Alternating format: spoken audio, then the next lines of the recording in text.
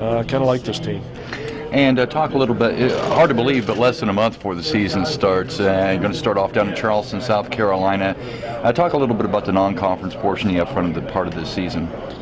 Well, like you said, we started in less than 3 weeks. If you look outside right now, this weather just screams of baseball season. It's 5 degrees and 6 inches of snow, and who'd have thought we'd be playing so soon? But we got to get on the road early. That's just part of it, and that's what we do. And I think our schedule this year is really, really challenging. Sometimes I wonder what I was thinking when I made it, but the kids want to play against good teams. I want to coach against good teams. The fans want to see 2 good teams playing against each other. They love watching competition, and I think this schedule suits everybody who is a college baseball fan and would have an interest in watching good baseball. Going into the season, who appears to be the toughest teams in the Big 12 this season? Well, you never know year in and year out. The thing about our league is last year's last place team could win it this year and vice versa. The last place team last year was Texas. And they're going to be much better, so they're going to be fighting for the championship. So you never know. Texas is going to be good. TCU is always good. Kansas State returns a lot of people, and they won the league last year. And so every Big 12 conference game you play, any team can beat any team, so that's what makes the league a lot of fun. Besides being a very much improved baseball team from 2 seasons ago, this team also, attendance last season went straight through the roof, so you got to be happy about having 13 at Hollyfield, kind of a swan song for Hollyfield this season. Looking forward to being down the line in the new stadium. Yeah, this is who would have thought that the Mountaineers would have finished in the top 50 last year in attendance in the nation? That's pretty impressive, and just says a lot about the support that we get around the state, because as you know, we traveled so much. We played 49 of our 56 games away from Morgantown, so we did get a lot of support. Hopefully that support will come in Morgantown this year.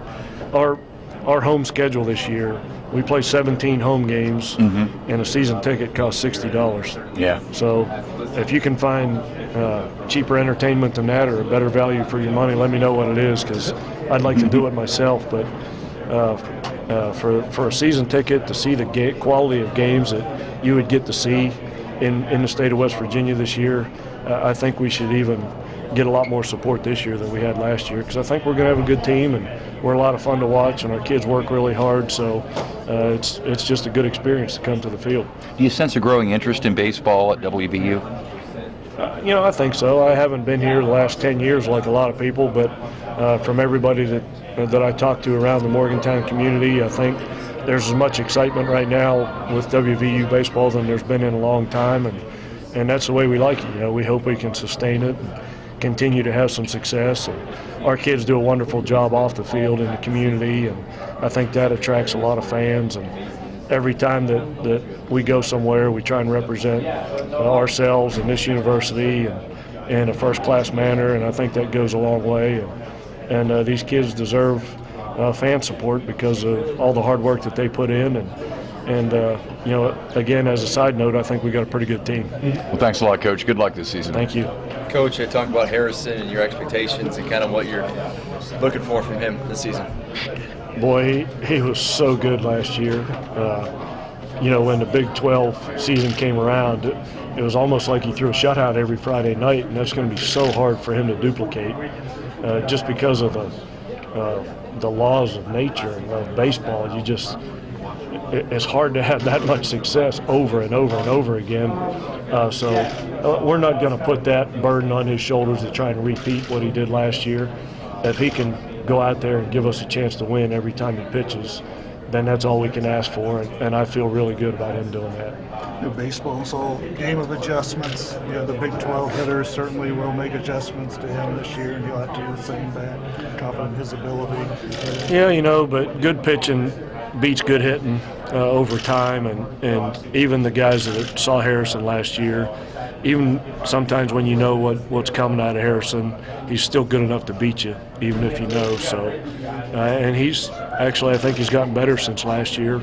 Watching him pitch in the preseason right now, I think he's got an extra pitch in his repertoire that wasn't so great last year. So I think he'll be a better pitcher. Whether or not he gets better results is out of his control, but he's really worked hard in the off season, and same way with our team. I think we're going to have a better team this year, but who knows what the results are going to be. But I like our team a little bit better.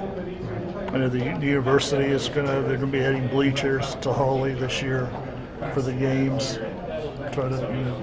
We're trying to make some concessions to maybe have some bigger crowds and make it more of a comfortable atmosphere.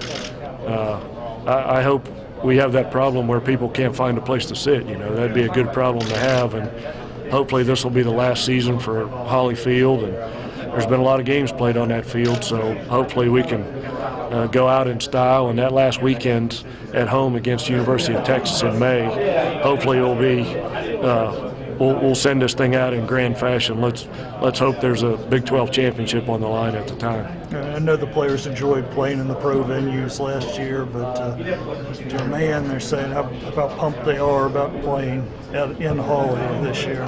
Oh, there's no doubt. I mean, you get to sleep in your own bed, and you get to play in front of your home fans, and that's kind of a special feeling. So my hat's off to them for what they did last year. As much as we traveled, we stayed in hotels during home games, which is hard to do over the course of time, but we missed a lot of classes and had a lot of adversity last season. But every time this team has been challenged, they've responded really well. So I don't foresee that changing anytime this season.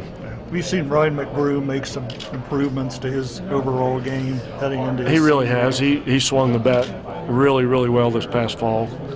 Showed some power. He was one of the best power guys in the league last year, but I think he's a better player this year than he was last year.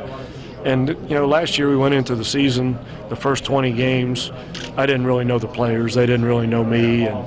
And had we had a better showing the first 20 games, I think we had a team that was capable of playing in the postseason. This year, going into the first 20 games before we start conference play, I think the expectations amongst ourselves in the locker room are a lot higher. So if we come out of the gates and start playing well and have a pretty good record going into the conference play, then I really believe this team has a chance to play in the postseason. Obviously, you're challenging with some games out on the West Coast. You had some very traditionally strong college baseball programs. Well, the first game of the year is indicative of the whole schedule. We play Louisville coming off of a College World Series appearance. What an up-and-coming program they are. So what a great challenge. Every time we take the field, the other team's going to be capable of beating us, and that's what you want as a coach and a player. You want to motivate your guys, and they just have to look at the schedule and they can motivate themselves, and hopefully we're not going to have to do it for them, because every game has such meaning to it this year, and that's, like I said, that's the way we like it. I'm sure you have maybe a lineup in mind, but still guys have to earn their jobs every day in practice heading into the season. Yeah, I mean, that's the situation you want in practice. Competition at practice within the team makes the whole team better. So there's still some spots we don't really know who's going to settle in at. So guys are practicing hard and still trying to win jobs, and that's going to make everybody better. So again, I can't say enough about the way they've gotten after it so far. Billy Fleming last year at second base there. What are your expectations for him this year? Billy's made 7 errors in 2 years as a defender, which I don't you'd have to look long and hard to find a better defensive player than Billy, and what he's done offensively has been tremendous as well. He's just a really, really good college baseball player. If we had 9 Billy Flemings on the team, I'd feel really good about it. He's a great worker. He's a great kid. Does everything off the field you ask him to, and is really, really a good college baseball player. And we just need to keep him healthy and keep him in the top of the lineup, and I think he's going to have another good year. Randy, last year you started the Big 12 hike, the 12-mile hike, and had the emphasis of the one step at a time. This year I saw that you did it again recently. Was there a different emphasis to it this time, or just reinforcing the same message?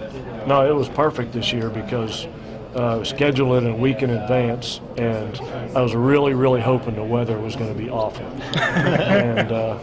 And we woke up that morning. We had gotten about 2 inches of snow the night before. The temperature was in the 20s. And last year it wasn't like that. Temperature was high 40s, low 50s, and I told the guys going into it, I said, this is exactly what I wanted, because this hike is going to be a little bit harder this year than it was last year, and I really think the league is going to be better this year than it was last year too. So the hike, I think, was really indicative of the conference this year. It's going to be a little bit tougher than it was last year. So, like I said, I know we've got a better team this year. Whether or not we have better results, we can't control that. We just go out and do what we do. But yeah, I think the hike was a pretty good snapshot of what we're facing this season. You've obviously built your schedule to try to get some resume-building wins. Hopefully look at an at-large bid. Do you have the pitching? I think on the weekends, it looks like your guys, at least you kind of have an idea. The midweek, starters become even more important there. Do you see the development there to compete and win some of those games? Yeah, you like to line your top 3 pitchers up to pitch on the weekends against the conference teams, but if you look at our non-conference schedule, we go Marshall and Pitt, Penn State, Ohio State, Maryland.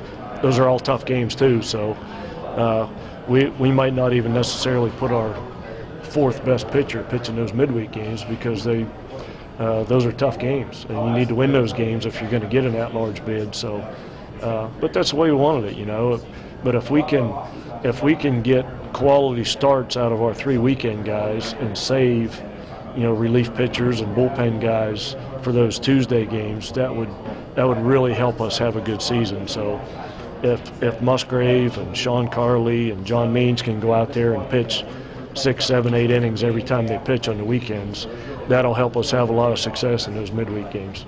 Do you shuffle those guys around some on the road trips, the South Carolina trip, the West Coast trip, just based on matchups, then not necessarily, like you said, lining them up for the end? Not really. Pitchers are creatures of habit, and they live and die by routines. So it really helps if you can keep a guy in the same slot all the time.